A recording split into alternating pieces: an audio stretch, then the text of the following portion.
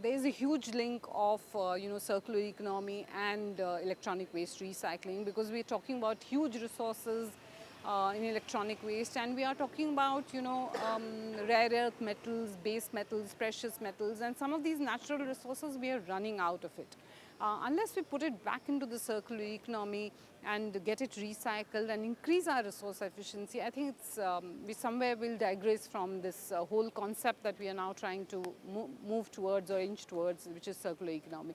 But I think the important bit is also how do we integrate in e-waste specifically the EPR part in circular economy, because EPR is in certain way does talk about resource recovery and how do we bring in design for element, and I think those are important components of circular economy. But somewhere when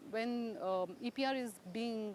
I would say, implemented, these elements get lost, and I think that's why it's important to again bring back the circular economy thinking in e-waste recycling and make it more holistic.